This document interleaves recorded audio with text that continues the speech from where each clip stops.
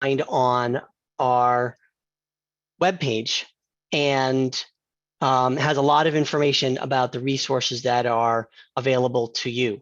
It also will link you to our events page. And if you go there, you'll see that even just for the next couple of weeks, we've got a number of opportunities for you to keep learning. These are the online webinar events, and then going out through the rest of the year, we already have a full calendar of in-person events on a variety of topics and in a variety of locations. So we hope you will review those. And of course, not most importantly, but importantly for us and on our minds is our Summer Policy Summit coming up in just a few weeks in Austin. If you haven't registered for that, please consider doing so, and you can find all of that information on NARUC's website. I'm moderating today's session, so we'll switch over and get into the content. Today, we'll have a subject matter presentation from Lisa Schwartz, Senior Policy Researcher and Strategic Advisor for the Electricity Markets and Policy Department at LB&L, with whom we do a lot of work and who puts out tremendous amount of great resources for our members and others in the industry. And then we'll hear from two commission staff regarding their experiences with developing requirements for utility distribution plans. James Lester, policy advisor. No, he's no longer a policy advisor at the Colorado Public Utilities Commission. He has recently switched to the Energy Office, and so we're especially grateful for him sharing with us perspective from his previous position. But we're glad he's sticking around in the energy world to help advance the energy transition. And then Nick Sayen from the Oregon Public Utilities Commission, also a senior utility analyst there. We always want your questions and your comments, so please use the Q&A feature to submit your questions at any time. You heard that we started recording. We do that so that we can produce a public version of just the subject matter presentation that Lisa will be giving that goes on our website for anybody to view. We also keep the complete recording available so that we have it as reference, and so that you, if you're a member of NARUC, which you all should be, you can request access to that complete recording if that's of interest to you. But we keep that available only to you, our members, so that this is a safe space for asking important questions and potentially difficult questions about the issues facing you in your commissions. So because of that, we want to capture the questions for Lisa first. So after Lisa's presentation, we'll do some Q&A briefly for her, and then move into the quote unquote private part and hear from James and Nick, and then give you time for questions for those gentlemen. I think that's what I needed to say. Actually, one more, we'll put a link to the evaluation that we hope you'll fill out in the chat. We'll put that down there later on. And I will also post directly a link for the entire set of presentations that's being hosted on LB&L's website. Again, please keep those internal to yourselves. That's not for sharing. With that, I think we're ready for you, Lisa. Thanks, Jeff. I'm Lisa Schwartz with Berkely Lab. In other webinars in the series, we talked about what requirements states can consider for distribution system planning, and also how to review a utilities filed plan. So today, we're going to share examples of how states set up requirements in the first place. So it seems like a webinar on developing requirements will come at the beginning of the series instead of at the end. But if you participated in other webinars in the series, I think you can see how the other topics build up to this one, both for commissions that haven't yet adopted requirements and commissions that plan to refine them. Next slide, please. One more. So today I'm going to give you a high-level survey, briefly, of state practices for developing these requirements.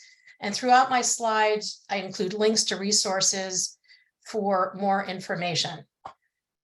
The links for the slides, I think Jeff or Rob are going to post in the chat box, so you can grab them if you haven't done that already. So I'm going to start with one of the most important things, which is a state establishing goals, objectives, and priorities, and in considering stakeholders throughout that process. And I give an example here of Maine. A state law last year required the commission to identify priorities that utilities should address in integrated grid plans to assist in the cost-effective transition to a clean, affordable, and reliable electric grid. And the law required technical conferences or workshops with stakeholders. And Berkeley Lab recently presented at one of these workshops to share goals and objectives that other states have established for distribution planning. So that really brings me to my next point, which is build on work by others. You can tailor it to meet your own state's needs. And in that spirit, Berkeley Lab is developing a catalog of state requirements for distribution planning, and that will be available soon. Next, commissions can host presentations to increase stakeholders' understanding of distribution planning so they can more effectively participate in the process.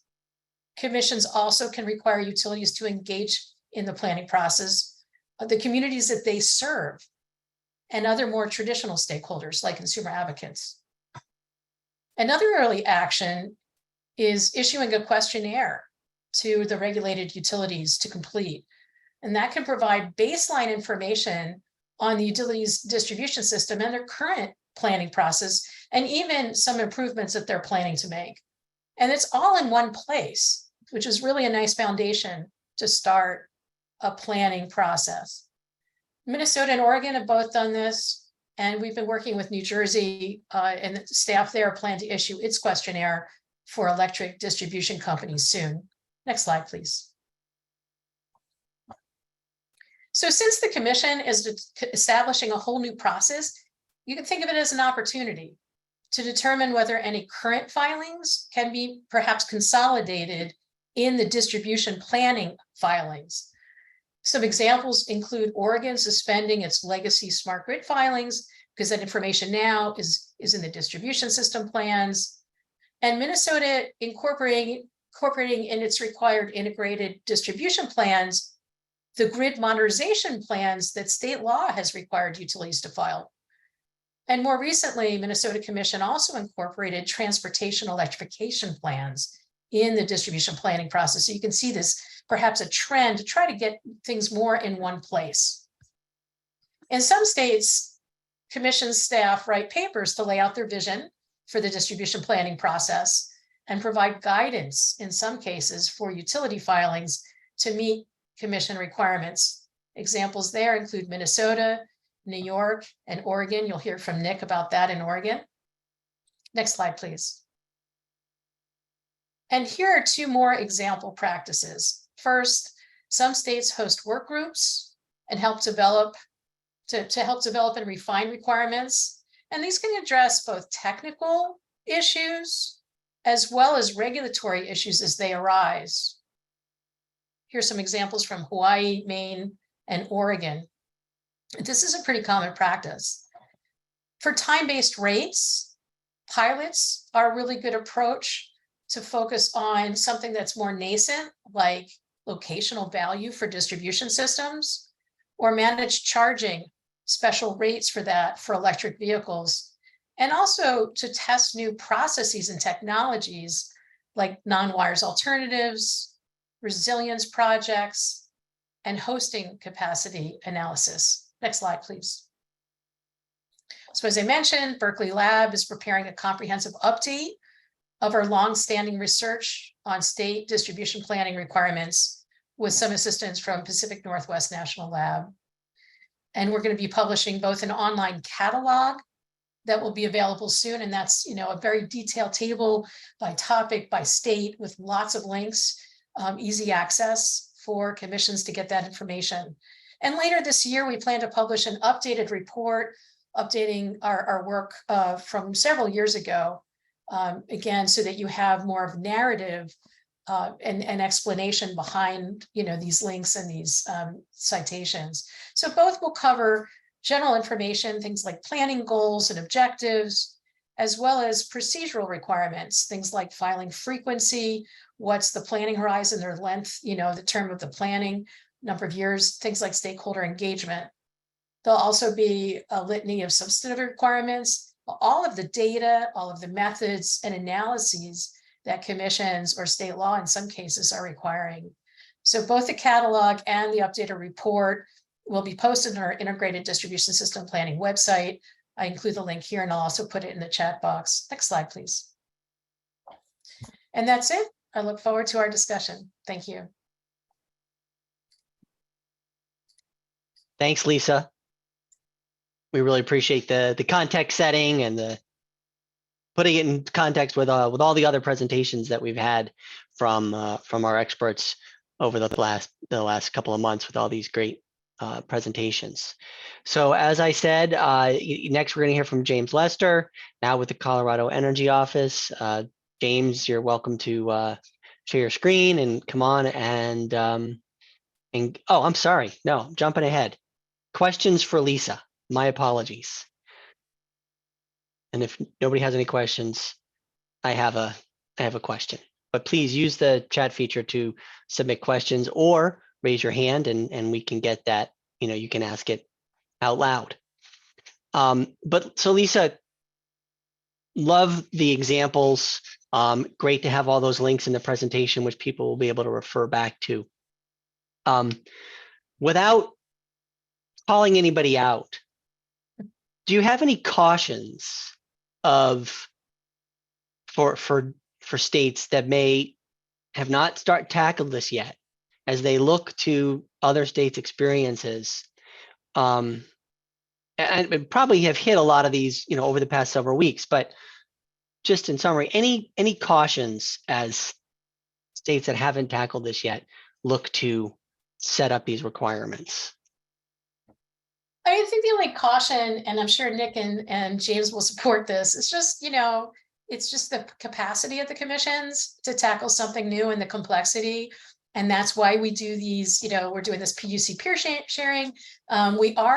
Here's a shameless plug, we are starting up training again this fall in a few different, across the country in different regions on, the general integrated distribution system planning training. We also just piloted a resilience training in the Southeast, and we'll be taking that around in the fall. It'll be a two-day training, I think, general distribution planning training and resilience training explicitly. So I think, we have so many resources now. I think this catalog that we're putting together will help. We also provide, I provide state technical assistance. So give me a call. I have funding and capacity to help. So, yeah, it's a caution, but I think we're in such a good place now with a lot of states having developed this already. And in the end, it's better because, the alternative is you get in a general rate case and you have no idea, what's going on and where the money is going. And it's not a really great time to focus in on plans for the future. That's great. Thank you. And everything you say, I will absolutely support. We really appreciate all the trainings and the work that you do. Often funded by our mutual friends in DOE and the Office of Electricity and others and other places. So please take advantage of those resources. Interesting question real quick, Lisa.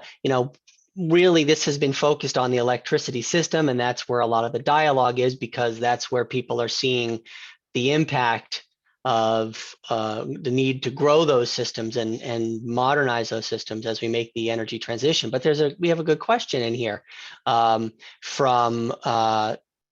someone, Brittany Larson, since everybody can see it, about the gas supply planning. Briefly, are there places you can point people to? Are there entities that are looking into similar issues or perhaps the different issues of gas supply planning as we go forward? Yeah, it's a really key issue right now. I just heard on the radio as I was driving around last week that Oregon Commission turned down the clean energy plan for Northwest Natural Gas. So that's related too. As James Lester mentions in the chat box, Colorado Public Utilities Commission is taking this up. They are doing some analogous work on sort of non-pipelines analysis instead of non-wires analysis. And our own Natalie Mims-Frick is assisting the commission along with some subcontractors to look into this issue. So I think they're on the forefront of this. And then I see that Brittany Larson mentions in the chat box that Wisconsin has a pretty robust analysis. That would be good, maybe for Natalie to get in touch with you. Great, thanks.